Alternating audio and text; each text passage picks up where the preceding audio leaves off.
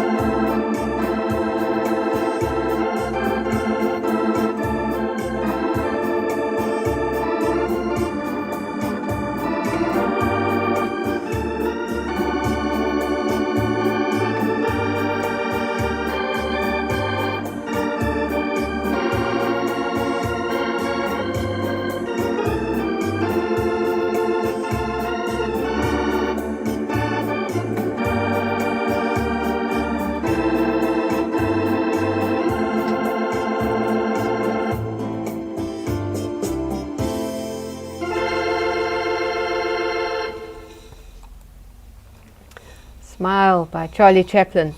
And while we are smiling, we can remember that we have a King who is in heaven, who holds us in his hands. And it's not just positive thinking, but that we know we have a God who loves us. And so Derek has played for us the hymn Praise My Soul, the King of Heaven, to the tune Regent Square, which was written by Henry Thomas Smart. Smart gave up a career in the legal profession for one in music. Though largely self-taught, he became proficient in organ playing and composition, and he was a music teacher and critic. He was organist in a number of London churches, including St. Luke's Old Street and St. Pancras, Smart was famous for his extemporizations and for his accompaniment of congregational singing. He became completely blind at the age of 52, but his remarkable memory enabled him to continue playing the organ. And so, Regent Square, praise my soul, the King of Heaven.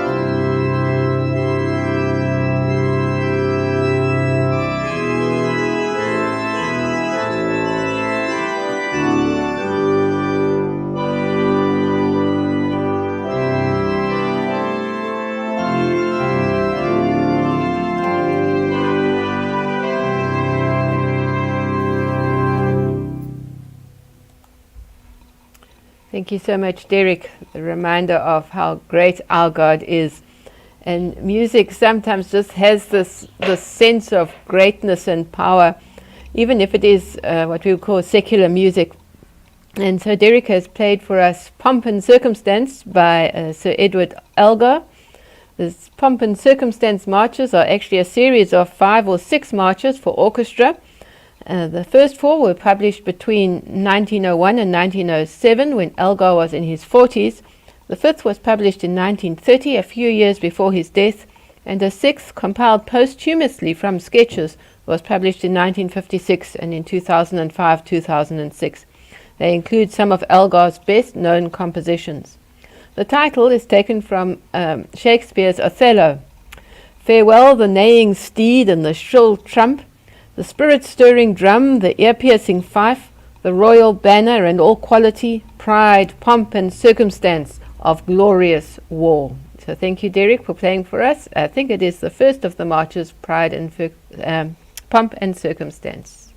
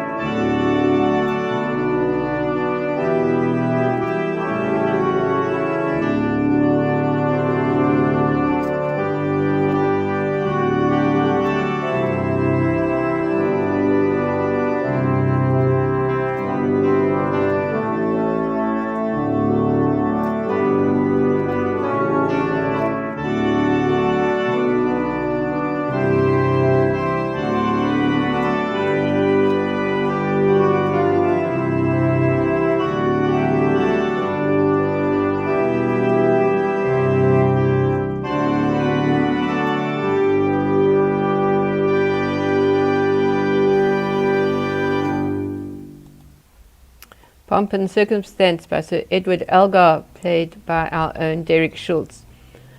And the last piece for our program this afternoon is Plea from Africa by John Knox Bokwe. He was born in 1855 and died in 1922. Bokwe was a South African journalist, Presbyterian minister, and one of the most celebrated Xhosa hymn writers and musician. He is best known for his compositions Vuga Debra, Plea for Africa, and Marriage Song. As a young boy, Bokwe ran errands and worked for Dr. James Stewart's family. It was also in their house that he learned to play the organ and the piano. In the same year, Dr. Stewart took him into the general office of the Lovedale Mission as a messenger, and later as his secretary, a post he filled until he left Lovedale in 1897. Meanwhile, in 1869, he was admitted into the mission's college department, where he was to remain until 1872. He played a role in the foundation in 1916 of what is now known as the University of Fort Hare. So thank you, Derek, for playing that for us. Plea from Africa.